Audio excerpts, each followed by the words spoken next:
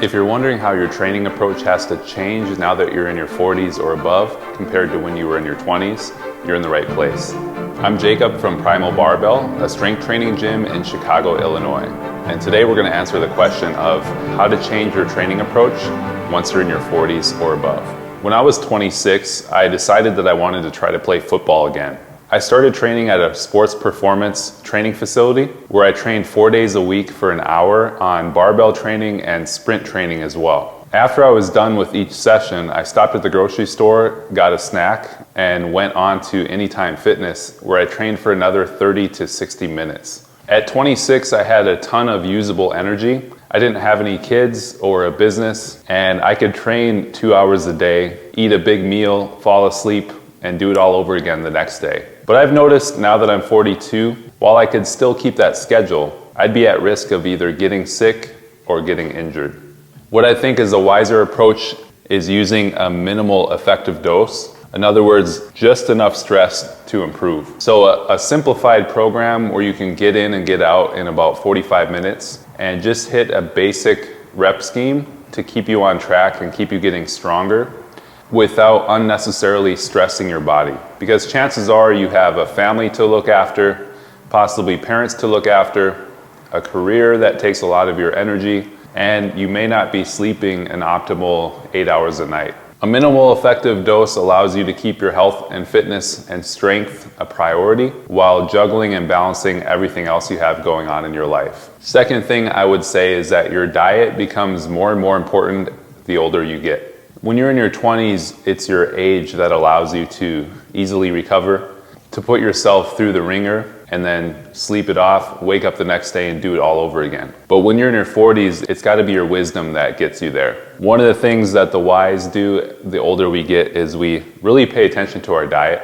An anti-inflammatory diet can minimize the effects of soreness and recovery problems and also minimize your injury risk as well. Now there's 3 devils to look out for in any diet. They are sugar, grains, and seed oils. Whatever diet we choose, which in my opinion should be some combination of animals and plants, we should seek to avoid excess sugar, grains, and seed oils. For me personally, what I found works best for me is a high percentage of animals and a very low percentage of plants. I eat hardly any plants whatsoever, as most of my food now is ground beef, butter, cultured milk.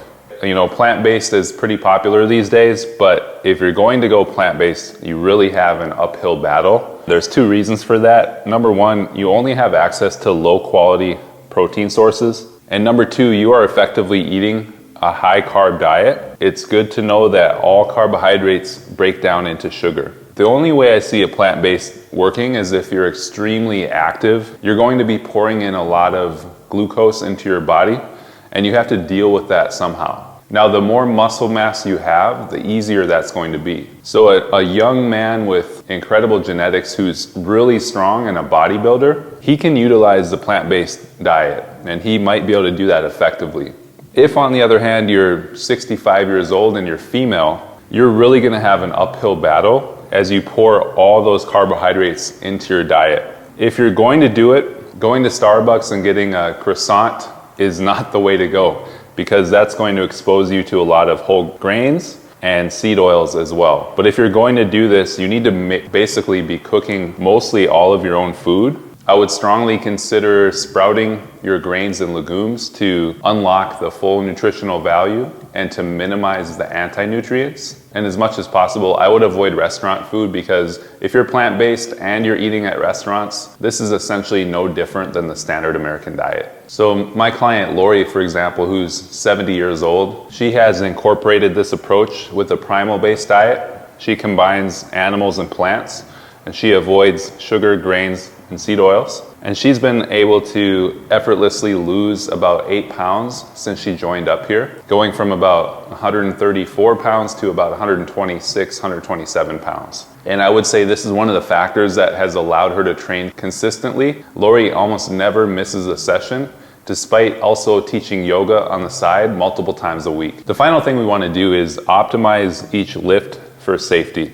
I can't tell you how many times I've run into an older gentleman in the gym who told me to avoid a certain barbell lift because he had hurt himself in his younger years. So a good number of the people I work with use equipment to help them be more consistent. You'll commonly see belts being used here. You'll commonly see knee sleeves. Some of my clients will take it to the next level and add in elbow wraps, elbow sleeves, or even Cisco uses the slingshot for his bench press. And my feeling on this is if you can use some sort of equipment to feel more comfortable, more confident, and safer when you train, and it allows you to be more consistent, I always think that's a win because it keeps you in the gym, it keeps you going, and you can continue to push your strength, even on the days where maybe you don't feel 100%.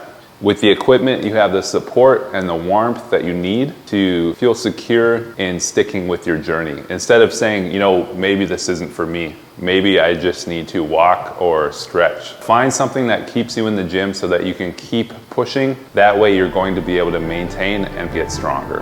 If you found this video helpful, like it and subscribe for more strength and health tips. And if you need the fast track towards getting strong with the barbell, visit my website, primalbarbell.com, where you can book a discovery call. And until next time, stay primal.